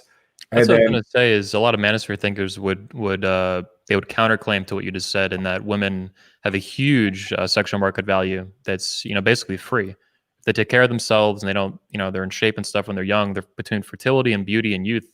I mean, they're right on top of the world for 10 years, 12 years, something like that. Yeah. And then it's all downhill. But the inverse of that, of course, is for men, is that we don't have that. When you're 20, no one really gives a shit. Whereas if you're 34 and you're a millionaire and you're put together and you're single and you've experienced the world, then later in life you're riding high. So I think a lot of the manosphere would say that things kind of work itself out, but women just perceive it as not fair because it's not indefinite, it's not infinite, that they get to be at the top of the pyramid forever for free. And that's a good point, because young men have a rough time with that. I mean, because man, I mean. I couldn't even wear hats until I was like 35 because I look like a boy, I mean, I used to have to photograph myself in a way to make myself look older. Now that I'm 45, like I don't have to, men don't really grow into their looks, I think really until they're much older. And women have it, like really from a fairly young age, they're kind of at the top of their game in that way. And it's basically free. They have to just preserve it. Men have to build, as we say in the manosphere. Men build their value, women preserve their value. Exactly. Because I mean, a man who's accomplished a lot and has a lot to offer that's something that comes from building and life experience. Yeah. Before moving off the topic of feminism, I did want to ask you, one of the most famous slogans of feminists for, who knows how many decades now, 50 to 100 years, maybe more, is smash the patriarchy, smash the patriarchy, smash the patriarchy. Right. In your view, what do they really mean when they say that? Is it really smash the patriarchy? Is it smash something else like fatherhood or family? You have thoughts on that? Well, that's what that is. I mean, that's what that is. I mean, the pater, the paterfamilias or whatever is what patriarchy is based off of. The idea that, because I've had to look this up actually recently, because I would love to, I don't really want to be triggering in that way, but I would love to, call the main figure the dies pater, like the pater or the patriarchy or whatever, because that's really this father orientation that we're talking about, and that is what they want to smash. They want to this father orientation where the father creates the order within the family. He creates, and in a bigger sense, a father figure creates the order within the world, and they want to bring down this father figure. Whether it's metaphorical or real, I mean, in daddy issues kind of way, But they want to bring down this father figure and reorient the world around women's values. And that's really what it is. It's a shift in values that they want to create by, we've had enough of men's values, for all of history. So then we want to reorient the world around women's values. And that's really what we're doing. We're seeing a society that, wants to comfort everyone, loves victimhood, wants to make everyone feel better, and take care of abolish law and order, abolish that order that we've created. Well, because that's what men do, is they create law and order, and that's a fatherly thing to do. That's what men have traditionally done in households. Mom takes care of you, she comforts you, she makes you, and dad imposes order, and you don't always like him for doing it. But he has to create structure because that's his job. And that's the job of men, really. I've heard it said that the family is the smallest polity in the world, the smallest basically government you can create. And then from that, like the early Americans, they have families, they want to protect those families. So the families, the fathers come together and create basically government to secure these rights. In a way, it's to secure the family, to create the secure, smaller political entities they've created. Yeah, absolutely. It's a mini order. Yeah. Would you say that, I've said this in my speech a couple of times, and I'll be open to say that it was at least indirectly, if not in some ways directly, influenced by your work. I've said openly a couple of times that masculinity built America. Masculinity built the West. Do you have thoughts on that? Is that a statement that makes sense to you, and is it consistent with your work? Absolutely. I mean, well, masculinity built everything. Because let me one up you a little bit here. I mean, they're castles and cathedrals, and that men built the world. And maybe that isn't fair. Maybe we should have had a female architect somewhere at some point.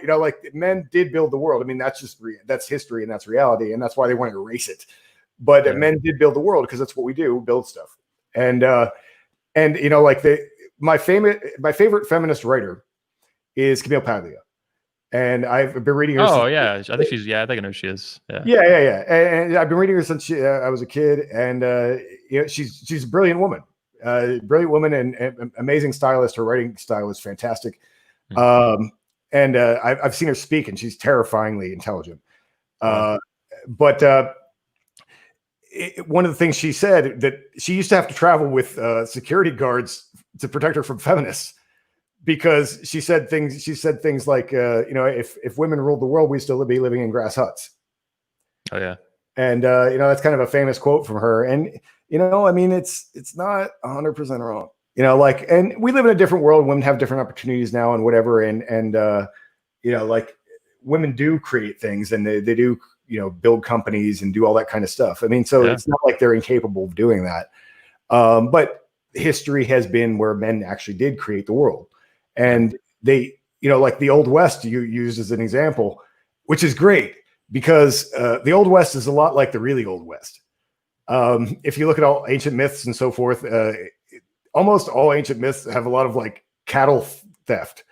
There's a lot of cattle rustling and cattle theft. Heracles did it, and Indra did it. And it's like the hero is the guy who went and saved the cattle and got the cattle back. So it's very much like the really Old West.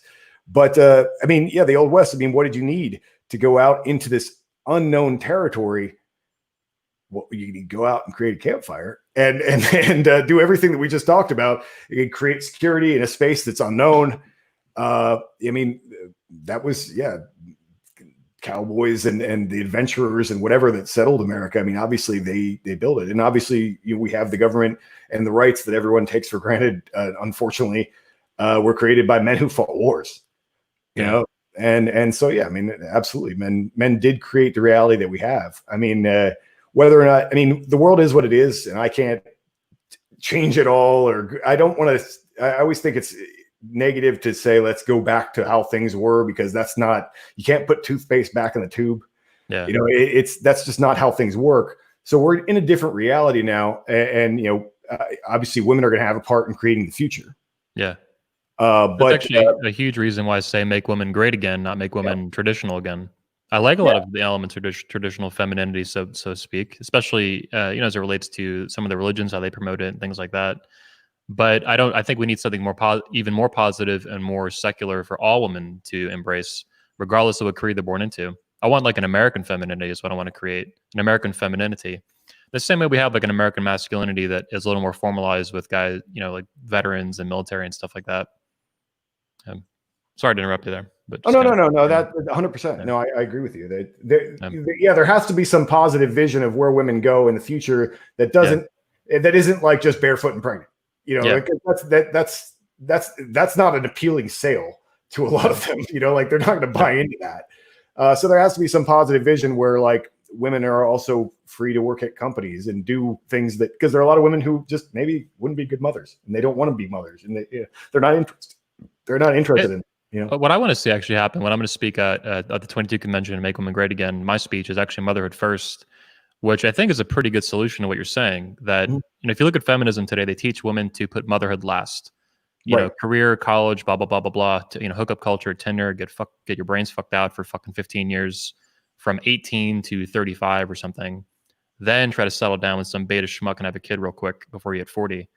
That doesn't work. And I think not only does this not work, women are slowly realizing that, these millennials and shit, as they're now approaching the 40 wall and hitting the 35 wall and stuff. But I think if we flip that on its head, I think it's more biologically sound, first of all, given fertility and stuff for women at 22, 23, all that, right? Health markers. But I think women would be a lot happier if they pursued motherhood first and they did pursue careers later in life, or businesses or art or book or whatever they want to do, right? I mean, if women do that, if women have kids and they're done having kids by, in their late 20s, they can have a career from 36 to 66 or something, like 37 to 67, 30 years to do something. That's a lot of time. Yeah. And I mean, obviously in the world where we all work from home, which has obviously been pushed, right now, I mean, that's more feasible than it ever has been.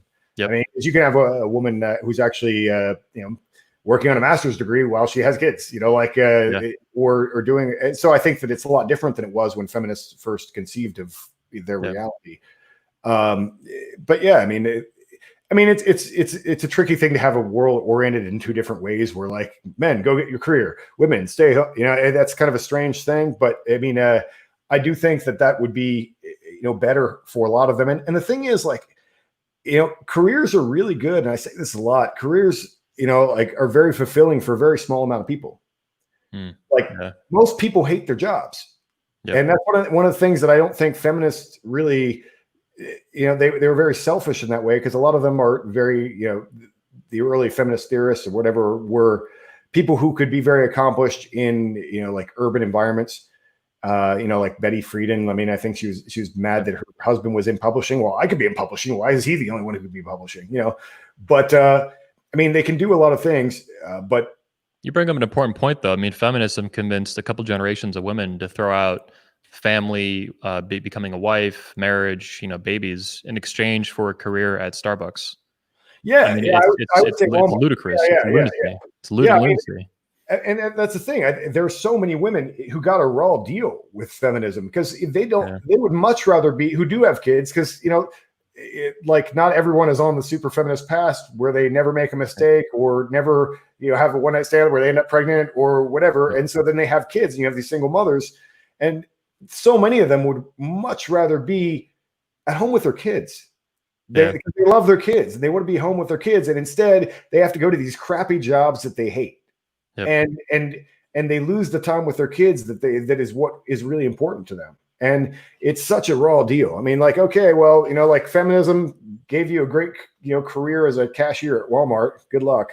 For the small, jet setting crowd of women, it's been fantastic. And then for a lot of women, it's been, like, oh, I don't get to hang out with my kids and, all the other things you've talked about. You bring up an important point too, that most people, I forget that sometimes. I've always run this company my whole life. So I've never really had an experience of working anywhere since I was 17, of doing something I don't want to do. And it's hard for me sometimes to envision that and remember that that's how most people live. They don't work like you do what you love, like me and you both. Yeah. And most people don't. And I forget that sometimes. It's important to speak up and give a voice to that, especially for women who get roped into idiotic bullshit like that. Yeah. I mean, there are very few jobs. I mean, I've had, I worked for 20 years You know, like before I was able to go out and do what I care about, I Yeah. worked for 20 years. And I mean, I've had, I joke about it because it's crazy because I've had like 35 jobs or something Wow. like that. I have to sit down and do the list because where I remember them all. But, you know, I've worked as a cashier at Rite Aid and like, you know, like Oh. done, you know, just crappy jobs just to live, you know, Yeah. like, you know, I'd liked being a delivery guy. You know, so I was a lot of delivery guys, but I've worked in you know, I worked in PR. I worked at, you know, kind of corporate life, and I've done. Weren't you like a UPS driver too, or something, or FedEx driver? No.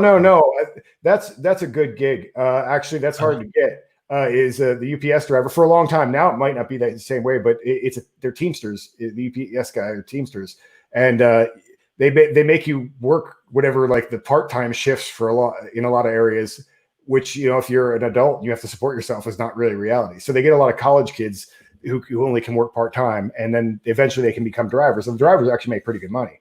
And yeah, Oh, that wow. was my dream. Aside from the fact for a long time they wouldn't let you have like you could only have a mustache, and that Oh. was, you know, like so. But yeah, there's a lot of. But no, I drove a delivery truck. I delivered exercise equipment and produce and you know, gourmet food and stuff like that for a long time, and those were cool. But yeah, I mean, I've done so many.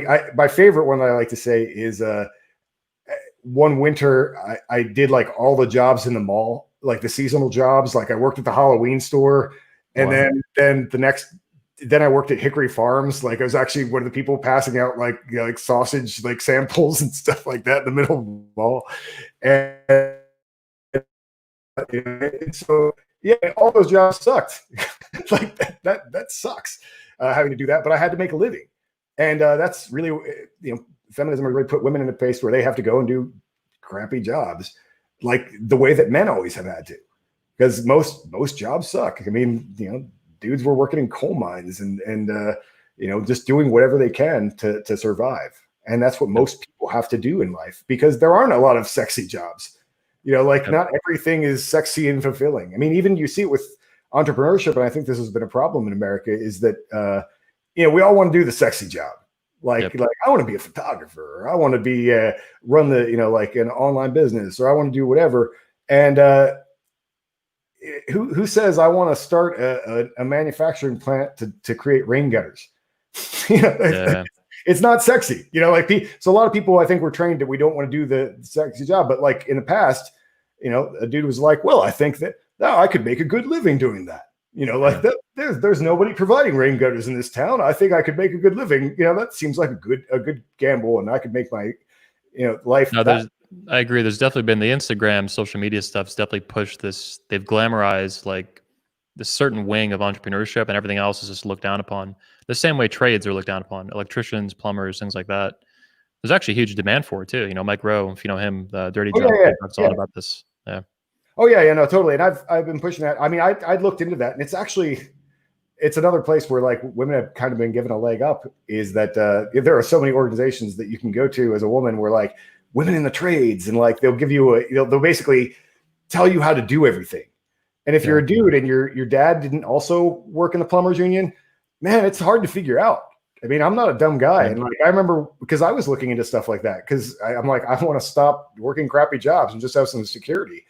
Hmm. And I was looking into the trades at one point. They're actually kind of hard to get into.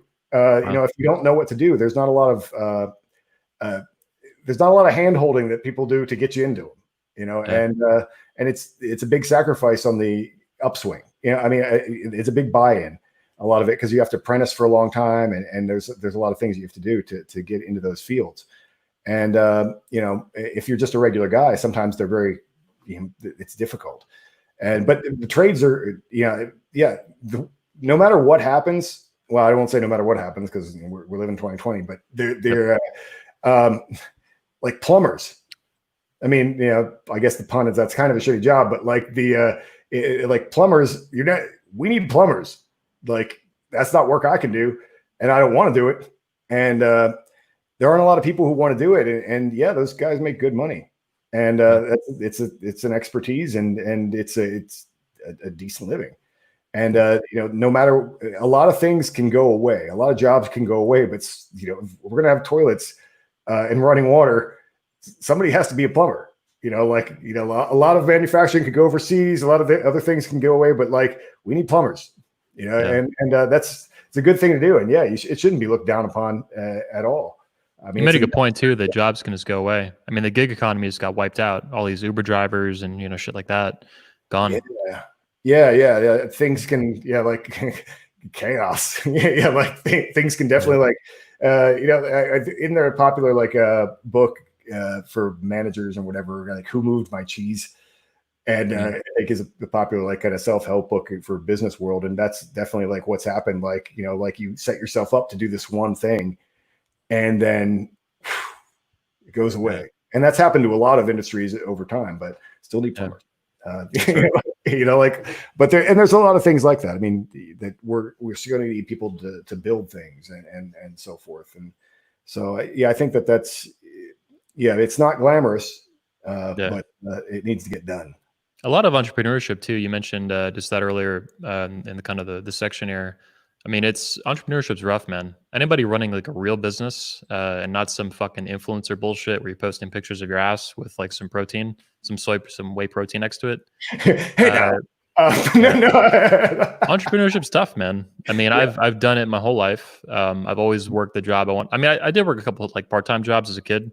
I was selling TVs at Circuit City and Sears and shit like that. Everything, they're all out of business now, of course. But I built my business very young. It was not intended to be a business. It turned into one kind of organically. And then I've just done that ever since. And I don't know how to do anything else. I don't want to do anything else. I want to keep doing what I want to do. And I found myself, of course, like you, at this very odd time in history where that's becoming increasingly necessary for a lot of different reasons. But it's tough, man. Entrepreneurship's fucking, I loved Elon Musk's quote from probably 2 years ago now or something like that. He said, entrepreneurship's like eating glass. And that's been my experience for 14 years now. It's fucking hard, man. Another one that's good is and I knew a guy who actually has benefited right now. I mean, he built an exercise equipment company, and they're doing very well right now. I mean, everybody's been sold out for months of everything, and they can't make exercise equipment fast enough. But I saw a quote and I sent it to him back in the day, and it's something like entrepreneurship is jumping out of a plane and figuring out how to build a parachute on the way down. Yep. Exactly. Yes. And obviously my business is a little different. Obviously, I'm an author, but it's the same thing. I mean, I'm sitting here like, should I make patches? Like, is that a good way to spend my money? Is I going to lose my ass on that? Like, like what service should I use? And you start to have to make all these decisions, and it is tough work. Like there is a lot of risk involved. Like, I make a bad decision, and now I'm in debt. Like that happens all the time. It's adventurous. Yeah, it's a risk. Yeah. I mean, you've obviously had that happen with like the 21 convention. It's like, we have a convention. Oh wait, COVID. What do you do? I mean, it's really stressful. Yeah, you got to figure it out. Yeah, exactly. It's just like I love that quote you just gave though. Jumping out of a plane, figuring out a parachute on the way down. Yeah, I mean that is especially the events. That's what it is too. I mean, COVID is a particularly nasty example. I mean, the whole conference industry, the airline industry, the hotel industry just got fucking wiped out. Yeah. But I'm still kicking, going strong, kicking ass. But that's on me. It's personal responsibility is why it gets done. The entrepreneurs who succeed are the ones who take responsibility and lead, and they lean into that the virtues you talk about: strength, courage, mastery, and honor. Yeah. I mean, you just have to figure out, well, how do I want to not have to go get a job at Circuit City or whatever? Yeah. Like how do I avoid that reality? And then it's on you to figure it out. Because otherwise, you just run out of money. I guess I have to go get a job. I mean, I would like to, like, how do you stay on top of bullshit that happens? Like, the article that was almost about me the other day. Like, how do you stay on top of it? Like, what happens, if something bad happens in that realm? Got to keep the dream alive, man. Keep the dream alive. Yeah, you got to keep going. Yeah. Like, and just find the new way. What's the new outlet? How do I stay alive? How do I keep doing what I'm doing and survive? Yeah. Yeah, one of the things, I don't think it was you, I think it was Ivan Throne, a speaker we know from the convention. Mm-hmm. And I forget the exact quote, but it was basically just survival is such a huge, the will to survive, the desire to survive, the fight to survive is such a positive, life-affirming thing. And that gets lost today in this super comfortable culture. But entrepreneurship is still very real. even before COVID. Businesses, I think by 10 years, like over 90% of businesses fail, meaning they don't survive, they die.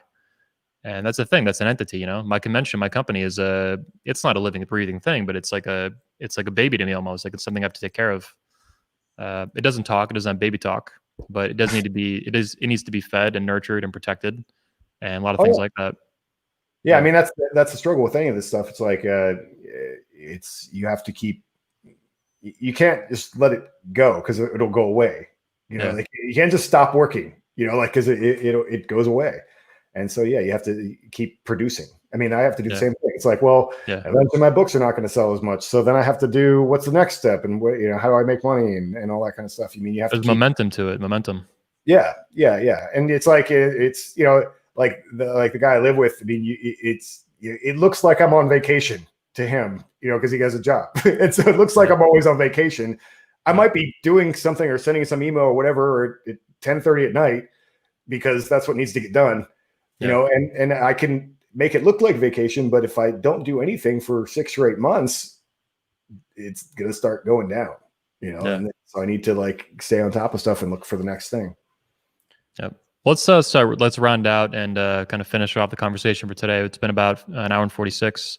Last topic we'll discuss very briefly. We mentioned it a little bit throughout the show, but not too much. Civil War. Yeah. What do you think the likelihood of civil war is in America at this point? On a light note.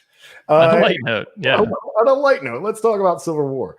What the likelihood of it? I mean, man, if you would have asked me 6 months ago, I would have been like, that's not going to happen. Like I've kind of.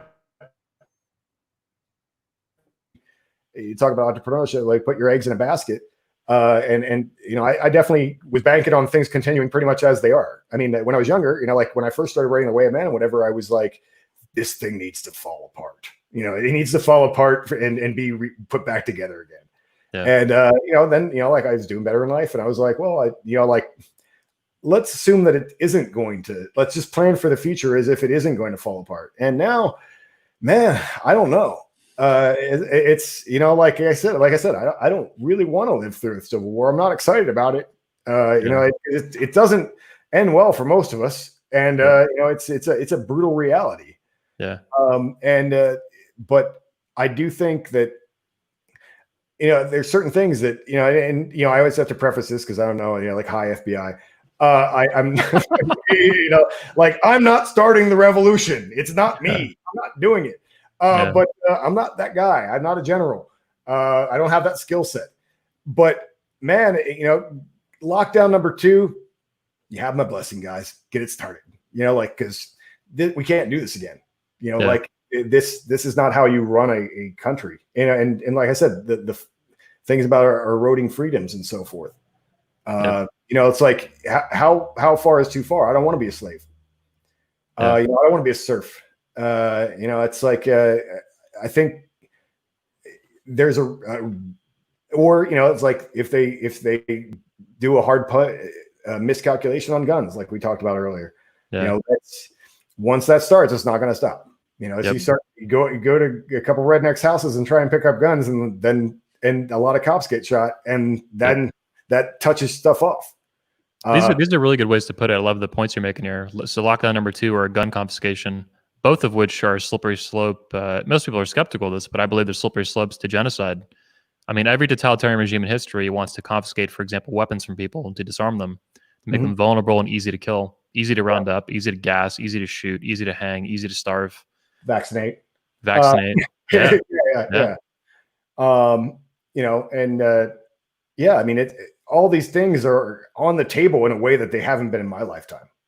And in a way that, like I said, I really want things to work out. Me too.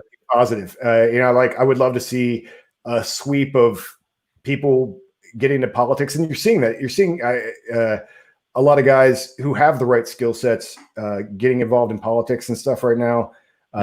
Who are more freedom oriented and so forth, and I think even look at it from people criticize obviously Trump is a super controversial figure, but I agree with what you're saying. You're seeing these people get into politics that are more liberty oriented, things like that, Constitution, Declaration of Independence, those kind of ideals.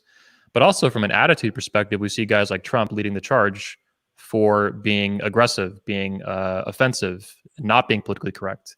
And, you know, I don't agree with everything Trump does, but I love in terms of policy and stuff, but I love his attitude.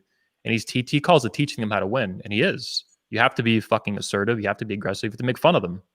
Just openly mock. If people hate you and they want you to die and they want to abolish everything you stand for, at minimum, you need to make fun of them. Just ridicule the shit out of them, you know? And he's taught people how to do that. I've learned that from him.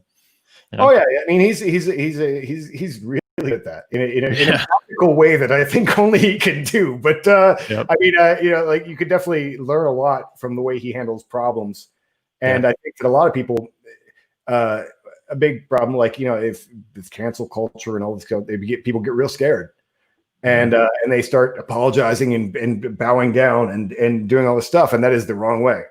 Yeah, that's the wrong way to handle it. Most of the time, you wait it out. And you know, just like don't respond or wait it out or handle it better. And I think he's definitely helped people realize that what's happening in the moment isn't necessarily the big picture. Yeah. You know, and so that to not be afraid of every little thing that comes up or little thing that you're accused of or whatever, because it's not who you are.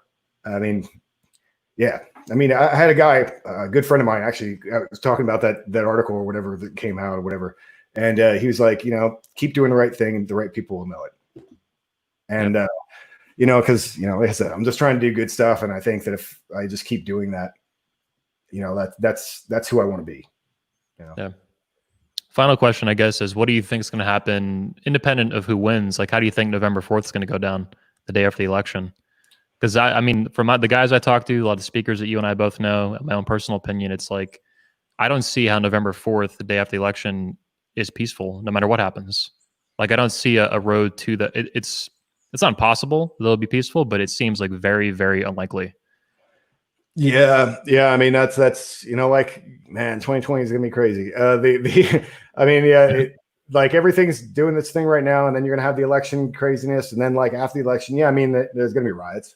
Yeah. I mean, like I said, no matter what happens, I mean, and then it's just a matter of who's in charge of dealing with the riots, and what their response is, and who knows, maybe that touches off the Civil War. You know, like on either side. You know, like what happens? You know, like you know, if the, you know, let's say Biden by some chance, you know, magically becomes president.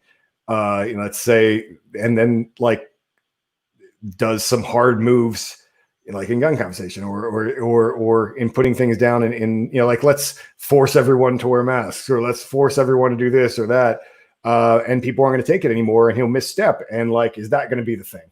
Yeah. You know, or if, you know, the same thing, like if Trump wins, then you're going to have more of the riots right now. Yeah. You know, more of what just happened is going to be more of the same. And who knows if some response comes from that is really, whether that touches something off, you know, like if they go and burn the wrong person's house down, you know, like that's what comes from that. So yeah, it's real hard to plan, man. It's real hard to plan right now. So your advice to the guys, of course, individually would be to prep. Just like Piero San Giorgio talks about, you know, our friend. Yeah. I mean, be prepared. I mean, that's what I've been saying lately. I mean, like, as you said, the way of man and everything has just gotten real. Yeah. And, it's like a movie on TV all day. Yeah. I mean, things have got real. I mean, this is how reality is working out. And a lot of things I said, I mean, I wish I would have taken myself more seriously, you know, like a lot of things that I've said. I mean, yeah, if now's your window, because things could get real bad in the next 6 to 8 months. And so you're freer now than you have been. Go out and reach out to guys and reach out to guys around you, people who you could depend on, people who are better than you at things. And, you know, if you can get some skills, if you just bought a firearm, like a lot of people just did, you know, you better take some classes and learn how to use them while you have the window open. Yep. You know, like now's the time for all this stuff. It has to be prioritized. And, you know, it's like I have stuff to do this week, but I have like a guy that I've had lunch with a couple times in town, because he was actually a reader of mine who recognized me randomly in town. And so I've been like, hey, I'm having lunch with you. And then he hit me up yesterday and I'm like, I have a busy week, but prioritize it. Okay, I'm having lunch with him again this week. You know, like you got to keep reaching out and make all those connections with all those guys, because they could be your lifeline, or just, it's good anyway, but it's good to have friends, but it's good, you need people to be in a situation because you might need to defend something someday. It's good to have fire insurance, even if your house isn't, or flood insurance. The hurricane might not come this year, but it's good to have it. You don't have insurance because it's going to burn down. You have insurance because it might, and the probability I think is higher than ever right now. That seems to be the consensus among the guys that we know. Yeah. I mean, it's time to get skill sets and make connections and do everything you can, and make connections in your local community, because that's really what matters. We're so focused. I mean, you and I both, what we do for a living, like we're so focused on like, oh, I have a really good friend over here, a really good friend over there, and we're all around the world, right? Yeah.